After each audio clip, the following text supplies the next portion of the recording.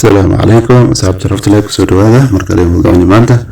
waxaan ka hadli doonaa 10 arrimood taasoo burburinaysa xiriirkaada 10 arrimood taasoo halis gelin karta xiriirka lamaanaha u dhaxeeya marka isku day inaad fahamtid 10 arrimood si aad uga fogaatid ama si aad u badbaadisid xiriirkaaga 10 arrimood waxaa ka mid ah midda koowaad dagaal joogto ah dagaalka dhexeeya lamaanayaasha wuxuu keeni karaa ama soo horseedi karaa inuu burburo xiriirkooda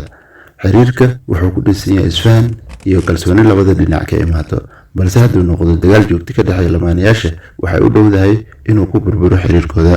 mid labaad masiir fara badan sidaad la socotid masiir fara badan masiirka waa asaas sidaad la socotid masiirka waa shay khatar gelin karo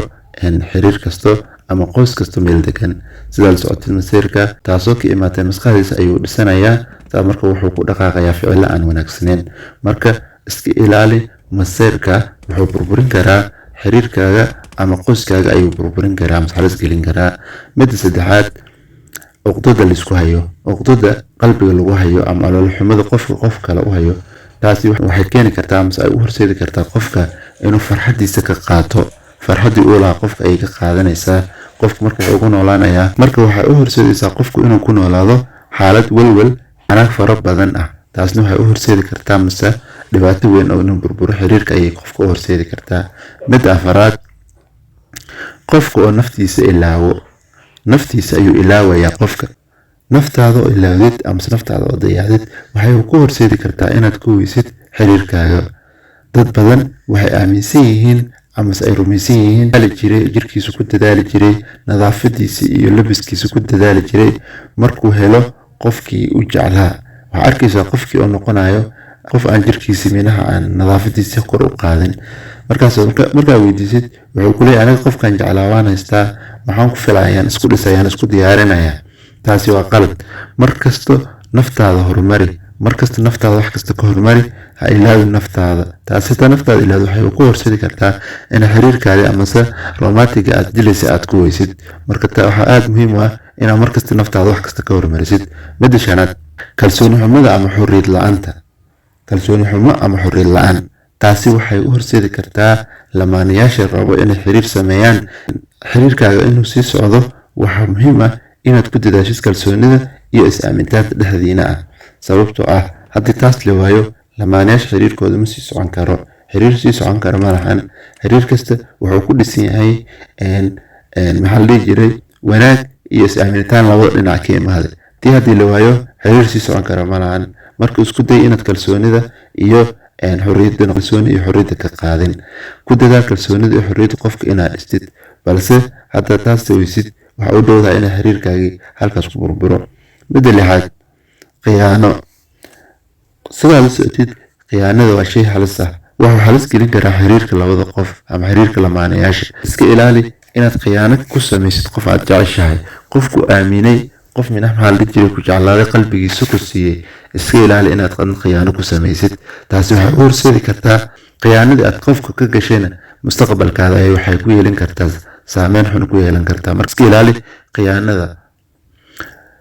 midda toddobaad ujeedooyin kala duwan taasoo ay ka leeyihiin mustaqbalka